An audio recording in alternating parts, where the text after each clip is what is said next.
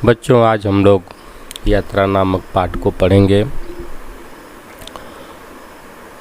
चंदन अपने खेत में काम कर रहा था, तभी उसका दोस्त सूरज आया। वह भी उसके काम में हाथ बटाने लगा। जब काम पूरा हो गया तो दोनों दोस्त एक पेड़ के नीचे बैठकर खाना खाने लगे। खाना खाते और बातचीत करते समय सूरज बोला, मित्र चंदन, मैं शहर गया था। शहर में गाड़ियों का मेला लगा है। मेले में मैंने ट्रैक्टर देखा। यदि हम ट्रैक्टर खरीद ले तो खेती करना आसान हो जाएगा। सूरज ने चंदन को शहर जाने के लिए तैयार कर लिया। अगले दिन चंदन और सूरज ने शहर जाने के लिए एक बस पकड़ी। उनकी बस रास्ते में एक ढाबे पर रुकी ताकि बस के यात्री कुछ जलपान कर लें। जलपान करने के दोनों दोस्त बस में बैठने ही वाले थे कि तभी एक सुंदर सी बस उनकी बस के पास आकर रुकी।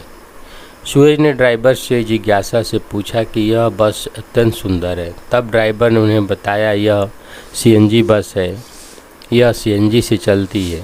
इसमें डीजल नहीं पड़ता, इससे प्रदूषण भी कम होता है। सूरज और चंदन आपस में बात करते शहर पहुँचे। सूरज ने शहर पहुंचकर सीधे मेले वाले स्थान के लिए रिक्शा लिया। मेले में दुकानदार से ट्रैक्टर के बारे में पर्याप्त जानकारी ली। दोनों दोस्तों को ट्रैक्टर बहुत पसंद आ रहा था, परंतु ट्रैक्टर का मूल्य ज़्यादा था। उन दोनों के पास उतने रुपए नहीं थे। दोनों की आपस की बात दुकानदार ने सुनी तो वह बोला, भैया आप ट्रैक्टर किस्तों में ले लो। फिर यह सुनकर दोनों दोस्तों में उत्साह आ गया। उन्होंने ट्रैक्टर खरीद लिया। अब उनके सामने समस्या थी कि ट्रैक्टर को गांव कैसे ले जाया जाए। दुकानदार ने कहा, आप दोनों परेशान न हो, मेरा मित्र रहीम ट्रक चलाता है, वो ट्रैक्टर को गांव पहुंचा देगा। यह सुनकर सूरज और चंदन बहुत खुश हो गए। दुकानदार ने चंदन और सूरज को यह भी बताया कि इस ट्रैक्टर से आपको खेती करने में बहुत आसानी होगी। कम समय में आप ज़्यादा काम कर सकेंगे। ट्रैक्टर डीजल से चलता है, इसका खर्चा भी कम आएगा। बच्चों, डीजल एक प्रकार का ईंधन है, वह जो पेट्रोलियम को कई चरणों में ठंडा करने से एक चरण में बनता है। इसका उपयोग वाहनों, मशीनों, संयंत्रों आदि को चलाने में किया जाता है। दुकानदार ने अपने मित्र रहीम से ट्रैक्टर को गांव पहुंचाने को कहा। ट्रैक्टर में रहीम के साथ सूरज चंदन भी बैठ गए। अब दोनों दोस्तों ने दुकानदार को धन्यवाद दिया और रहीम के साथ गांव की ओर रवाना हुए। रास्ते में चंदन और सूरज का रहीम भी मित्र बन गया और यह बोला कि तुम दोनों चिंता मत करो, मैं तुम दोनों को ट्रैक्टर चलाना सिखा दूंगा। तीनों मित्र की बातचीत में शहर से गांव तक का सफ़र कब कट गया पता ही नहीं चला। चंदन और सूरज जब ट्रक से ट्रैक्टर लेकर गांव पहुंचे, गांव के सभी लोग उत्साहपूर्वक इकट्ठा हो गए क्योंकि उनके गांव में पहला ट्रैक्टर था।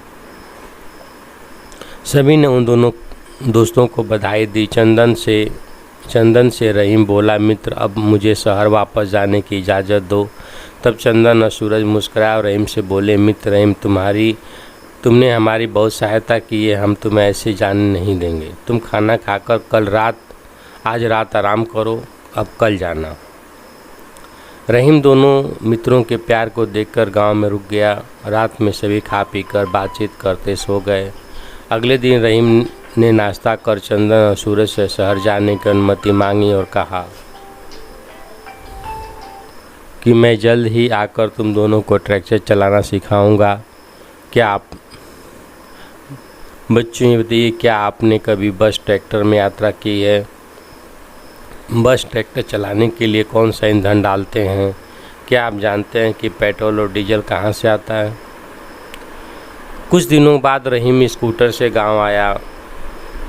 उसे देखकर चंदन सूरज बहुत प्रसन्न हुए, उसका स्वागत किया। चंदन बोला, मित्र रहीम, तुम खा पी कर विश्राम करो, तब तक हम दोनों खेतों पर काम निपटा कर आते हैं। खेत पर जल्दी काम करके दोनों दोस्त जब घर पहुंचे तो रहीम उनका इंतज़ार कर रहा था। रहीम ने फिर ट्रैक्टर स्टार्ट किया और चंदन और सूरज को ट्रैक्टर सिखाना शुरू किया।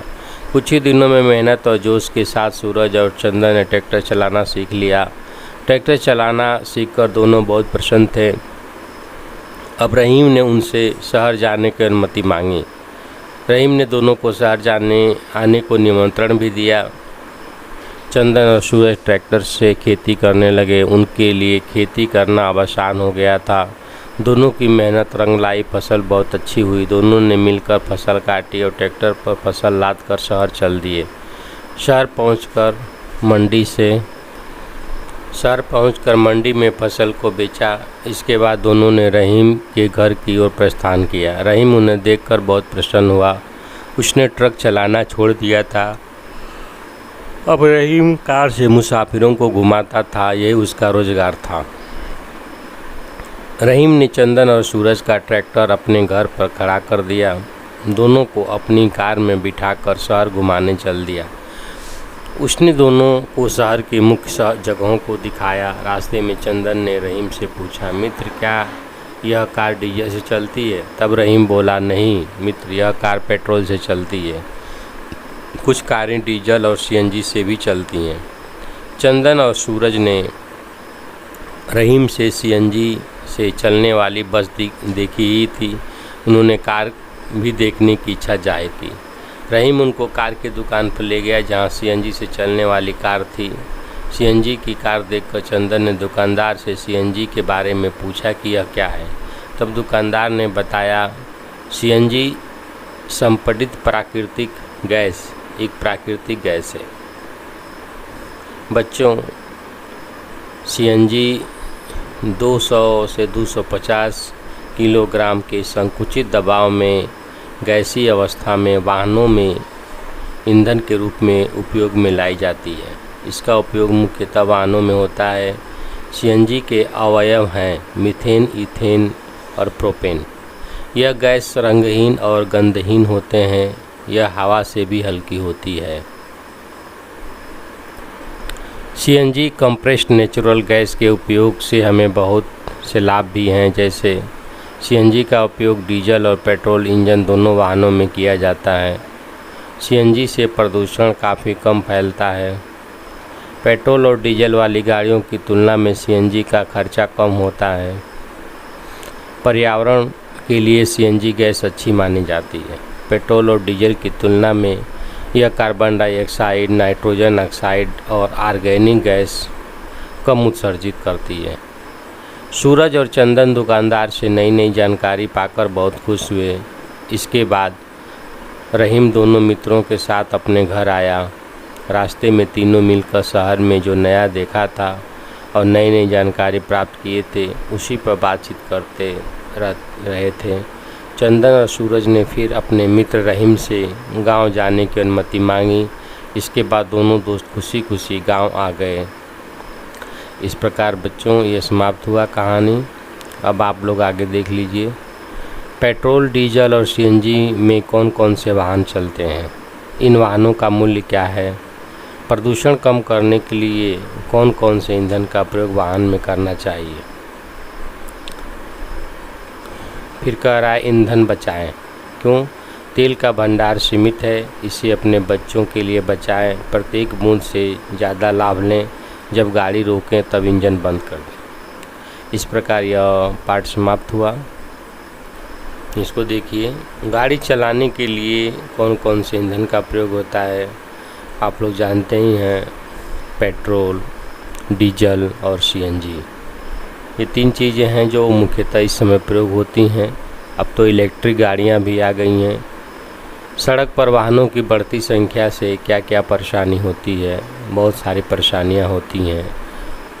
आप लिख सकते हैं कॉपी में। ज़्यादा गाड़ियां हो जाएंगी तो ट्रैफिक बढ़ जाएगा, प्रदूषण बढ़ेगा। वाहनों की बढ़ती संख्या से आई परेशानियों को कम करने के कुछ तरीके सुझाइए। लोग कम से कम अपनी गाड़ियों का, निजी गाड़ियों का प्रयोग करें, सार्वजनिक गाड़ियों का ही प्रयोग करें। तो उससे क्या होगा कि वाहन कम यूज होंगे। अब इन गाड़ियों को देखकर उनका नाम लिखना है। बहुत आसानी से आप लोग लिख लेंगे। ठीक है, धन्यवाद।